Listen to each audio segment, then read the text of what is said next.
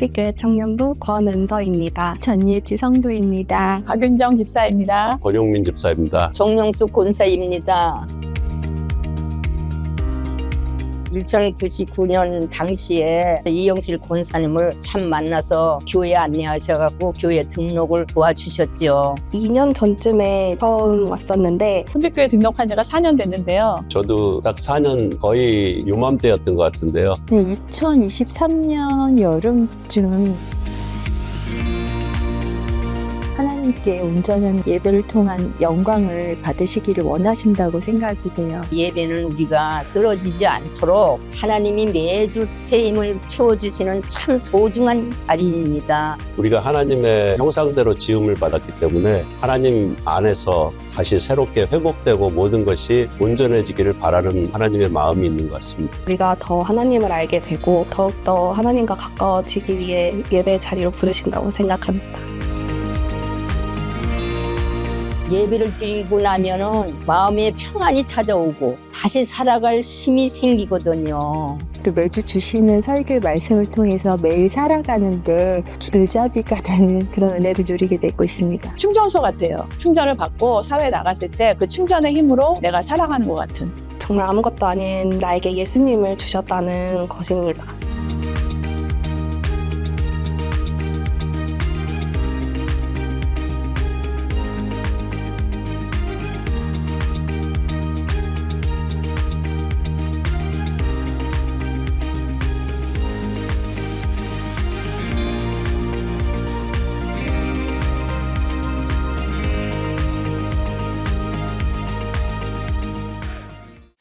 이번 예배의 달 주제가 월십 아키텍트인데, 여러분 건축가들이 건물을 지을 때 건물을 짓는 이유가 무엇일까요?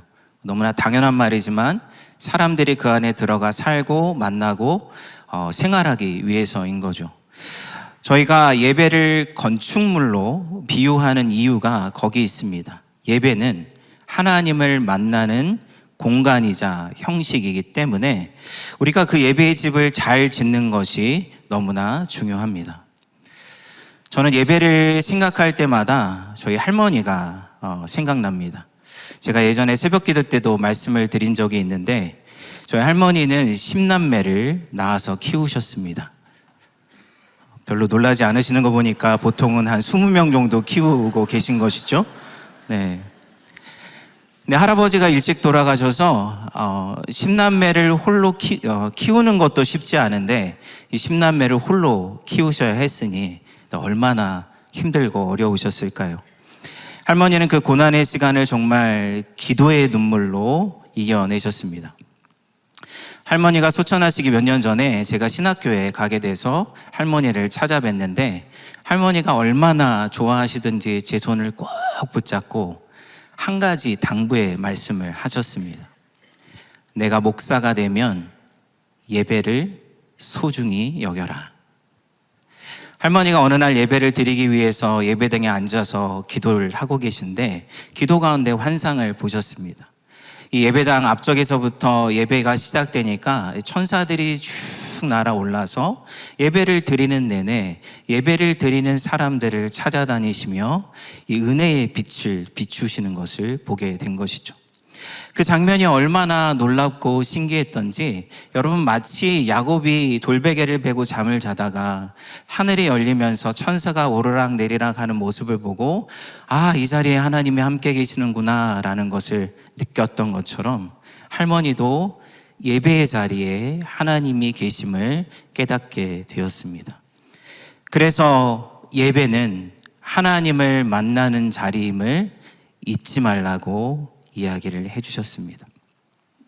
여러분, 물론 예배당에서만 하나님을 만날 수 있는 것은 아니고 예배 자리에서만 만날 수 있는 것도 아닙니다. 그런데 우리가 함께 예배를 드리고 있는 이 가운데 하나님을 경험할 수 없다면 우리가 일상에서 하나님을 만나기란 쉽지 않습니다.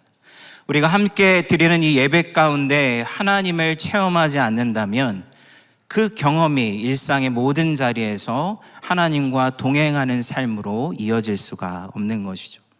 저 할머님이 저에게 해주셨던 말씀처럼 우리 모두도 예배를 소중히 여기시기를 주님의 이름으로 소원합니다. 오늘 하나님이 우리를 예배로 부르시는 이유에 대해서 우리가 함께 생각해 보려고 하는데 오늘 본문 1절을 함께 같이 읽어보도록 하겠습니다. 시작. 할렐루야. 우리 하나님을 찬양하는 일이 선하며 찬송하는 일이 아름답고 마땅하도다. 여러분, 할렐루야는 무슨 뜻일까요? 제가 학생들을 가르칠 때 할렐루야가 무슨 뜻이냐 물어봤더니 한 학생 하나가 자신감 있게 손을 들고 이야기했습니다. 할렐루야는 성가대 이름입니다. 그러니까 할렐루야 성가대라는 이름을 자주 들었어가지고 아마 그렇게 생각했던 것 같습니다. 자, 그런데 할렐루야는 할렐루 플러스 야입니다. 그러니까 할렐이라는 히브리 단어는 영광을 돌려라, 영광을 돌리다, 자랑하다, 자랑스럽게 여기다 이런 뜻을 갖고 있는데 할렐루가 되면 명령형이 되는 거죠. 영광을 돌려라, 자랑해라, 자랑스럽게 여겨라. 근데 무엇을 그렇게 해야 됩니까? 야라는 단어는 히브리어에서 이 야훼, 하나님을 뜻하는 줄임말입니다. 자, 그러니까 하나님께 영광을 돌려라. 즉 다시 말해서 하나님을 예배하라라는 명령인 것이죠. 자, 하나님은 왜 우리에게 하나님을 예배하라고 명령하실까요? 오늘 시편은 두 가지의 이유를 우리에게 보여주고 있는데 첫 번째는 예배하는 일은 사람에게 선한 일이기 때문입니다. 지난 시간에 노희성 목사님께서 말씀을 해주신 것처럼 여러분, 예배는 인간의 본질입니다. 그러니까 기독교인들만 예배를 드리는 것 같지만 그렇지 않고 모든 사람들은 어떠한 형태로든 예배를 드리게 되어 있습니다. 이 데이비드 월러스라는 미국의 아주 유명한 소설가가 있었습니다. 2005년도에 이 캐니언 칼리지에서 이 졸업식 축사를 했는데 미국에서 가장 유명한, 그러니까 가장 최고의 축사 중에 하나로 여겨지는 연설을 했습니다. 조금 길지만 제가 여러분에게 읽어드리겠습니다. 삶이라는 매일의 전장에서는 무신론이라는 것이 실상 존재하지 않습니다. 예배하지 않는다는 개념 자체가 없다는 얘기입니다. 사람은 누구나 무엇을 예배합니다. 우리에게 허락된 것은 무엇을 예배하느냐에 대한 선택권일 뿐입니다. 우리가 숭배하는 것이 무엇이든 우리를 산채로 집어 삼킬 것이기 때문입니다. 만일 돈이나 물질을 믿는다면 더는 필요 없다는 충족감을 결코 가질 수 없을 것입니다. 절대로 충족감을 느낄 수 없습니다.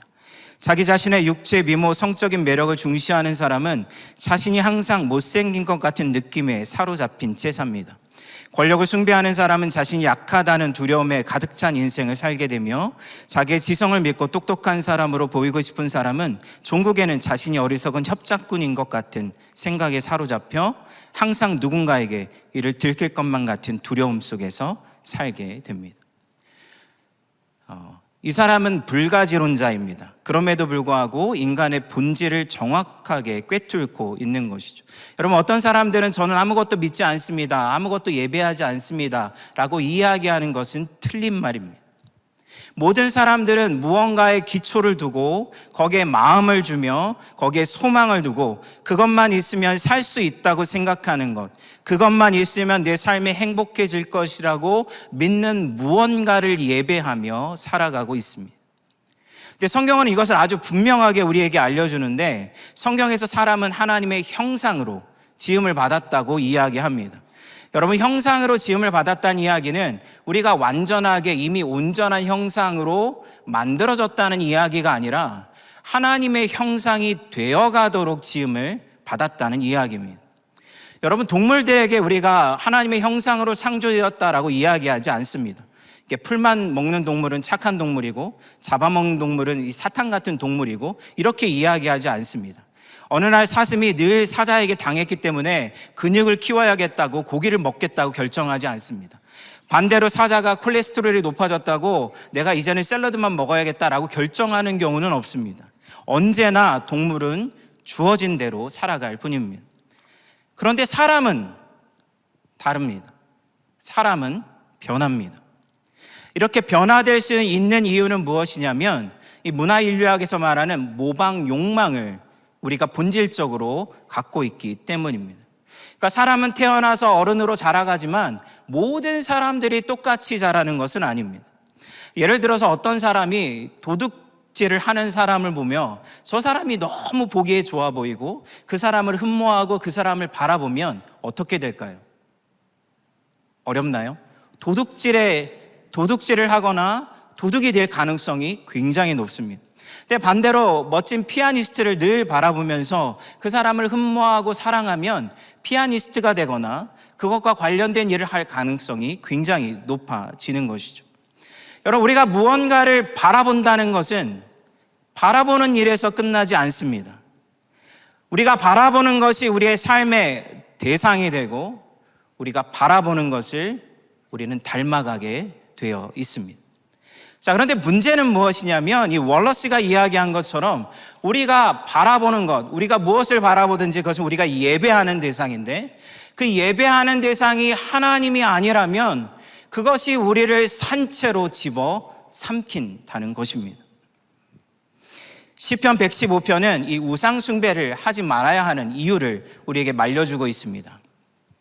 그들의 우상들은 은과 금이요 사람이 손으로 만든 것이라 입이 있어도 말하지 못하며 눈이 있어도 보지 못하며 귀가 있어도 듣지 못하며 코가 있어도 냄새 맡지 못하며 손이 있어도 만지지 못하며 발이 있어도 걷지 못하며 목구멍이 있어도 작은 소리조차 내지 못하느니라. 우상들을 만드는 자들과 그것들을 의지하는 자들이 다 그와 같으리로다.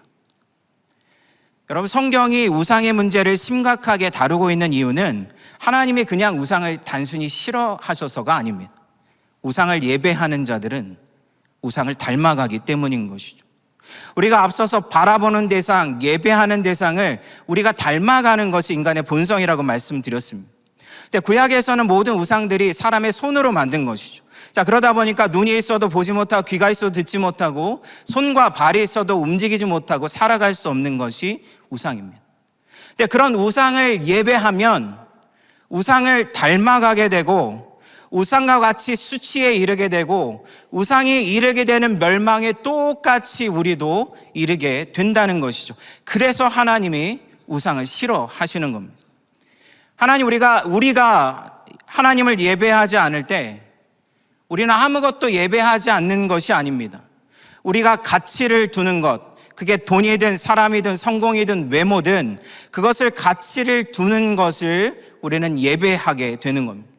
그런데 문제는 월러스가 이야기한 것처럼 돈을 예배하면 우리는 평생 결핍 가운데 살아갈 수밖에 없습니다. 외모를 예배하면 우리가 날마다 우리는 계속해서 늙어가기 때문에 평생 불만족 가운데 살아갈 수밖에 없는 것이죠. 우리가 성공을 예배하면 우리의 삶의 일상의 모든 것이 하나님이 주시는 선물임을 누리지 못하고 우리의 모든 것을 소모시켜서 거기에 이르도록 달려가게 만드는 것이죠. 여러분, 하나님이 아닌 것을 예배하면 우리를 소모시키고 불안하게 만들고 우리에게 어떤 만족이나 기쁨을 온전히 전해줄 수 없습니다. 하나님이 우리를 예배의 자리로 부르시는 이유가 여기에 있습니다. 주님을 바라볼 때 우리는 주님을 닮아갑니다. 주님을 예배하면 주님의 사랑과 주님의 성품과 주님의 영광이 우리 안에 새겨지게 됩니다. 고린도후서 3장 18절 말씀을 우리 같이 한번 읽어보도록 하겠습니다. 우리가 다 수건을 벗은 얼굴로 거울을 보는 것 같이 주의 영광을 보매 그와 같은 형상으로 변화하여 영광에서 영광에 이르니 곧 주의 영으로 말미암음이니라. 여러분, 너무 아름다운 말씀이지 않습니까? 그리스도가 하나님과 우리 사이에 막힌 담을 허물어 주셨습니다. 그래서 우리가 주의 영광을 바라볼 수 있게 된 것이죠. 주의 영광을 바라볼 때 우리는 주님을 닮아가게 됩니다. 우리가 주님을 더 바라볼 때 그분 안에 담겨져 있는 생명의 풍성함과 영광과 충만한 사랑을 우리는 경험하게 되는 것이죠. 그래서 하나님은 우리를 예배의 자리로 부르시는 겁니다. 자, 두 번째로 예배하는 일은 사람에게 합당한 일이기 때문입니다. 1절 말씀을 다시 보게 되면 하나님을 찬양하는 일이 선한 일이다라고 이야기했고 하나님을 찬송하는 일이 아름답고 마땅하도다라고 이야기합니다. 여기서 마땅하도다라는 이 영어 단어는 fitting이라는 단어입니다. 그러니까 예를 들어서 우리가 옷을 사러 갔는데 옷이 잘 맞는지 안 맞는지를 이 피팅룸에 들어가서 입어보지 않습니까? 마찬가지로 사람에게 하나님을 예배하는 일이 마땅하다는 거죠. 왜냐하면 우리가 하나님을 예배하도록 지음을 받았기 때문입니다. 자, 그런데 우리가 하나님을 예배한다고 해서 모든 예배가 하나님에게 합당한 예배가 되는 것은 아닙니다. 이 마태복음 15장을 보게 되면 예수님께서 이사야서의 말씀을 가지고 바리새인과 서기관들의 예배에 대해서 이야기하십니다. 15장 8절 말씀을 보게 되면 이 백성이 입술로는 나를 공경하되 마음은 내게서 멀도다. 사람의 계명으로 교훈을 삼아 가르치니 나를 헛되이 경배하는도다. 예배가 중요하다고 말하고 예배 시간에 늦지 않고 철저하게 예배를 지켰음에도 불구하고 예수님이 이 예배가 헛되다라고 이야기하는 거죠. 그 이유가 무엇입니까?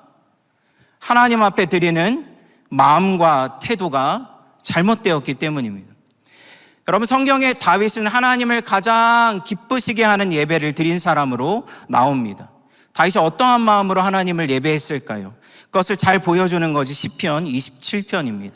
27편 4절 말씀을 우리 같이 읽어보겠습니다.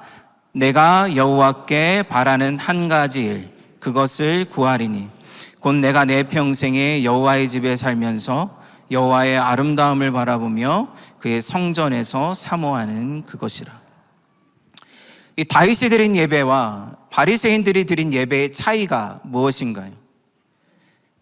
예배를 드리고 안 드리고의 차이가 아니라 하나님을 향한 마음과 태도의 차이입니다. 어거스틴은 하나님을 예배하는 사람들이 두 가지의 태도로 나올 수 있다고 이야기합니다. 한 가지는 하나님을 유용한 분, 유스풀한 분, 우리가 이용할 수 있는 분으로 여기는 태도입니다. 또 다른 한 가지는 하나님을 아름다운 분으로 여기는 태도가 있다고 합니다. 예를 들어서 이렇습니다. 여러분이 직장에 가서 직장 동료가 있는데 이분이 일도 너무 잘하고 돈도 잘 벌고 성과도 좋고 직장을 잘 돌아가게 하는 친구가 있습니다. 근데 성격이 별로 좋지 않아가지고 그분과 이렇게 삶을 나누거나 마음을 나누거나 이런 일은 없습니다. 언제나 일과 관계된 것들만 이야기할 뿐입니다. 여러분, 이 관계는 어떠한 관계인가요? 그것은 목적을 위해서 서로가 그냥 유용한 관계에 지나지 않습니다. 자, 그런데 반대로 사랑하는 사람이 있습니다. 여러분, 사랑하는 사람과 어떠한 시간을 보내기를 원하십니까? 사랑하는 사람에게 직장 동료처럼 대하는 사람은 없습니다. 뭔가를 얻기 위해서, 이용하기 위해서 만나지 않습니다. 그냥 그 사람 자체가 좋아서, 그 사람과 함께 있는 시간이 너무나 행복하기 때문에 그 만남 자체가 목적이 되고 기쁨이 되어서 그 사람에게 집중하면 집중할수록 사랑이 더 풍성해지는 것을 경험하게 되는 것이죠. 하나님을 예배하는 것도 마찬가지입니다. 바리새인과 서기관들은 하나님을 예배할 때 하나님을 유용한 존재로 보았습니다. 자기들을 행복하게 만들어주고 자기들의 필요를 채워주고 자기들의 소원들을 성취하기 위한 도구로서 하나님을 바라보았던 것이죠. 근데 그러한 태도는 하나님에게 합당하지 않습니다. 하나님은 다윗과 같이 예배하는 자들을 찾으십니다. 다른 목적이 있어서가 아니라, 의무감 때문에 앉아있는 것이 아니라 하나님이 좋아서, 하나님과 그저 시간을 보내고 싶어서, 하나님이 우리의 목적이 되시기 때문에 찬양과 감사와 기쁨과 간구로 나아오는 자들에게 하나님은 은혜를 베풀어 주십니다. 이 아주 유명한 컨설턴트의 이야기인데 이런 말이 있습니다. 당신의 태도가 당신의 고도를 결정한다는 말입니다. 이게 성경 말씀은 아니지만 너무나 중요한 통찰을 가지고 있다고 생각합니다. 여러분, 비행기가 날기 위해서는 이 엔진의 추진력을 강하게 한다고 해서 날아갈 수 있는 것은 아닙니다. 날개의 방향을 바꿔야 하는 것이죠. 마찬가지로 하나님과 친밀함을 누리고 하나님의 은혜를 경험하는 예배를 누리기 위해서는 우리의 태도가 중요한 거예요. 여러분, 사람을 만나도 그 사람이 어떠한 마음으로 나를 만나고 있는지를 우리는 본능적으로 느낄 수 있습니다. 자, 그런데 하나님을 예배할 때 하나님에게 어떠한 마음으로 나아가는지, 하나님을 사랑하는 마음이 없이 하나님을 예배한다면 그 예배를 하나님이 어떻게 기쁘게 받으실 수 있겠습니까? 하나님을 향한 우리의 마음이 예배의 퀄리티를 결정하게 되는 것입니다. 여러분은 이 자리에 예배를 드릴 때 어떠한 마음으로 이 자리에 나아오셨습니까? 이 자리에 하나님이 함께 하시고 하나님의 우리를 만나기를 원하시고 그분을 전심으로 하나님에게 나아가기를 원해서 우리가 예배를 드린다면 그 예배가 얼마나 달라지겠습니까? 세 번째로, 우리가 예배를 드릴 때 하나님은 우리 안에서 아름다운 일들을 행하십니다. 제가 밴쿠버에 살 때 아이들을 데리고 아이들이 어렸을 때인데 처음으로 미국으로 여행을 가게 되었습니다. 그때 이제 오레곤 쪽으로 가면 이 캐논 비치라고 아름다운 해변을 만나게 되는데 저희가 이제 때마침 그때 도착을 했을 때 태풍이 불어서 제대로 그것을 보지 못하고 자리를 떠나야만 했습니다. 그래서 막 출발을 하고 있는데 이 아이 둘째 아이가 굉장히 어렸는데 화장실이 가고 싶다고 보채는 겁니다. 주변을 찾아보니까 화장실이 없어서 조금만 참아봐라, 화장실이 나오면 가자라고 이야기를 했는데 도저히 견딜 수가 없다는 거죠. 자, 그래서는 주변을 살펴보니까 해변가가 쫙 있고 해변가로 집들이 이렇게 놓여져 있는데 중간에 차를 세우고 아이를 들쳐업고 그리고 집 사이를 비집고 가서 해변가로 달려갔습니다. 이 집들 사이를 지나서 해변가로 나가는 순간 이 탁 트인 해변가를 만날 때 바로 눈앞에서 태풍이 불어오는 바다를 대면하게 됐습니다. 이 숨쉬기가 어려운 바람이 불어오고 온 세상이 검은 먹구름으로 뒤덮여 있고 이 집채 많은 파도가 저를 향해 달려오고 있는데 그 앞에 멈춰 섰습니다. 이 말로 표현할 수 없는 이 엄청난 광경 앞에서 경외심과 두려움과 기쁨이 제 안에서 솟아오는 것을 느꼈습니다. 이게 너무나 잊을 수 없는 광경이라 그곳의 이름을 쉬산비치라고 이름을 지었습니다.